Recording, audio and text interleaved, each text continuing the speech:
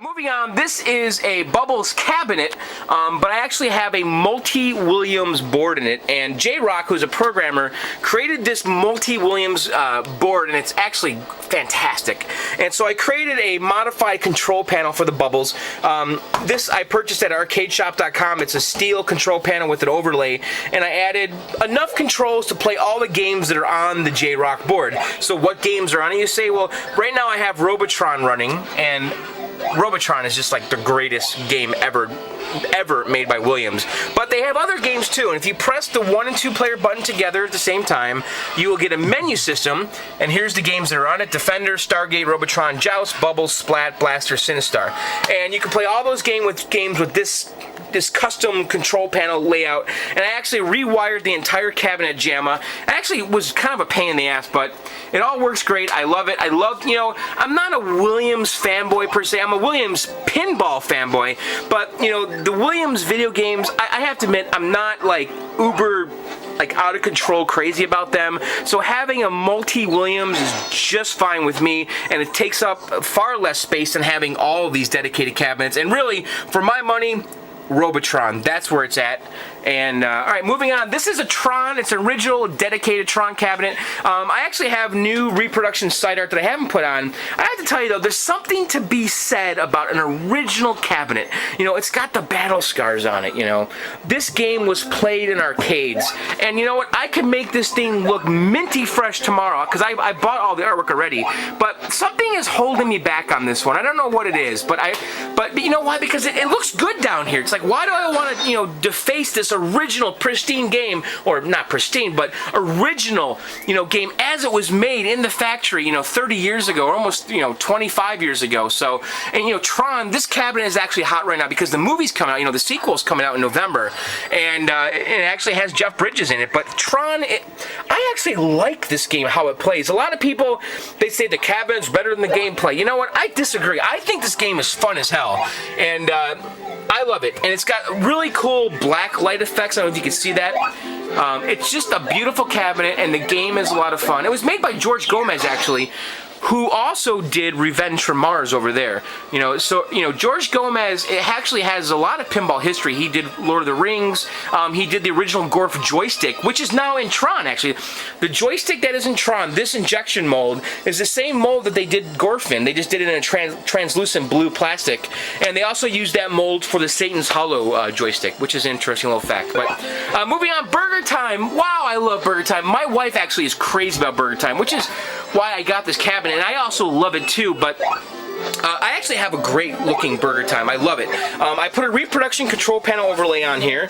Other than that, that's really all I did. There was some minor monitor issues that I kind of worked out, and I had some PCB issues. I actually had to get a new PCB, but Burgertime is a classic game, and everyone should play Burgertime at least once. Moving on, Tapper.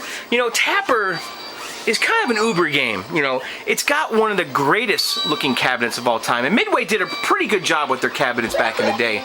And you know, Tapper is another one of my wife's favorite games, and I have a pretty awesome example of a Tapper. I love this cabinet, and I have right now an inkjet overlay on it, and the awesome Rich at This Little Game is actually making reproductions right now, and I can't wait to get that. But Tapper, basically, you are this little mustachioed bartender, and you're serving drinks, and actually this character is the same character that's in Domino Man that I showed you guys earlier, and he's also the same character in Timber.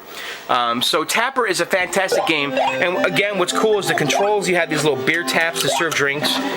Moving on, Megatouch. Holy shit, does this get a lot of play down here.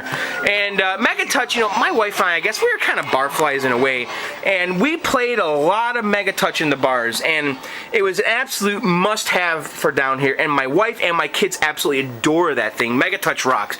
Moving on, Neo Geo. This is a Neo Geo 4 slot, and what that means is it holds 4 games, and they're essentially cartridges. I also have a video of this. You should definitely check it out.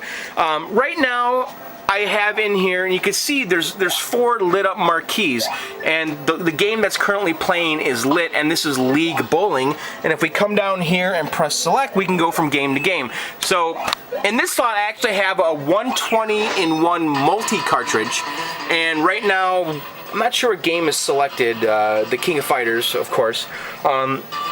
And this cartridge basically allows you to play 120 games. And I can actually show you really quick. Let me do this. If you hold in the left and right player start button, it'll actually reboot the Neo Geo, and you'll go into a menu system. And we're going to let that boot, and I'm going to keep going. This is a Turbo, and Turbo is a driving game. I actually picked this game up really cheap. The monitor was totally dead when I bought it. It played blind, and when we say that, it means the game's playing, but you can't see anything. And it was a weird Japanese 100-volt monitor, and I actually paid Chad at Arcade Cup to fix it because I just wasn't familiar with the Nano monitor, and honestly, I was kind of beat down with the whole monitor topic. And so Chad fixed it right up, and it's been working fantastic since. This cabinet is beautiful, and the game, I actually really like it. I need to put a video of this soon, but let's go back to the Neo real quick. So if you press select here, we go from cartridge to cartridge. I have Puzzle Bobble, which is a top favorite game of my wife's. I have Magical Drop 3 in here right now, League Bowling like we saw before, and then you come here to the multi-cart, and here's the menu system, and it's got 120 games. It's got pretty much every Neo Geo game you could ever want. I also have a pretty decent collection of Neo Geo carts, but this 120-in-1 cart is actually very convenient because you can play any game, and you come down here, and it also has a lot of bootleg versions of games like Metal Slug 6 that never existed, right? And some of the games, you know, these Japanese guys did modifications for them. They added characters, they unlocked characters, they combined characters from other games. They did that a lot with the King of Fighters series. Mark of Wolves Plus, which again means it's some form of hacked bootleg version. So it's really cool. The only downfall about it is that when you select a game, we'll do Twinkle Star Sprites, is that it reboots the system. So every time you want to change a game on the cartridge, you have to reboot your Neo Geo. That's the only downfall, but what's good about it though is that I can keep my other 3 slots occupied with dedicated games, and then the first slot is strictly for that multi-cart, and I love it. Moving on, Asteroids Deluxe. What can I say? It's a classic. You know, I like Asteroids, but Deluxe is the cabinet, man. It's the cabinet to have, dude. It's got this crazy blacklight shit going on where the image is projected over this artwork. I have a video of this. You should really check it out. But Asteroids Deluxe is definitely one to own in the basement. And the cabinet is just so much more exciting than the regular old Asteroids. And you get the same experience and a little bit more. Okay, here it is, the Nintendo Red Tent. Perhaps one of Nintendo's greatest arcade accomplishments. Okay, not really, but it's a really cool system. And what's great about the Nintendo Red Tent is that you can swap out PCBs. You can turn this into another game like that. And what's awesome again about this is that the games, not the same as the NES version. That's why the Nintendo Play Choice 10 to me is not nearly as exciting as the Red Tent, because the Red Tent, these games were a little different. These games were a little more arcadey. These games were maybe a little harder than the NES versions. These games had different stuff, and Verse Wrecking Crew, which is on here right now, is a perfect example of a game that is not even remotely the same as the NES version, and the levels are totally different. And what's especially different about this game is that you have 2 players head to head. Now, I have to tell you, the monitor on this is out, dead on this side, but not happy about it. It keeps shutting down. If you listen to me on the allgengamers.com podcast this week, you'll hear me talk about this a lot. It seems that all I do is fix monitors, and the Red Tent now has become no exception. I've had this thing for, I think, 3 years now, and the monitor just died. It's going into what we call HV shutdown. It has something to do with the B+. I just ordered a bunch of parts. I'm going to fix it. But anyway, the monitor is dead right now. It's the only game right now downstairs that's technically not 100% working. But anyway, what's cool about these is you can play head to head. One set of control, actually 2 sets of controls on this side, and 2 sets of controls on this side, 1 monitor, and another monitor on the other side. You can play head-to-head, and it's awesome. And Wrecking Crew is an amazing game to play this way because Wrecking Crew, basically, Mario is on one side of the screen, Luigi's on the other side, and you can't see him sometimes because he's behind walls. Anyway, research this Red Tent thing. It's badass. If you go to johnsarcade.com, I have tons of shit on Nintendo Versus. It's something I'm very passionate about. Actually, I should show you. We'll just kind of take a little side road trip over here. It's kind of a mess over here. But these are all my Nintendo Versus PCBs. I think I've got 20 or so with games on them, and if you go to johnsarcade.com, you can kind of see what that's all about. But and actually I have a bunch of videos on the Nintendo Red Tent and the whole Nintendo Versus series. This is called a Nintendo Versus Dual System. They also had a Unisystem, which was a single monitor, but the Dual System is where it's at because you can play 2 players head to head on certain games.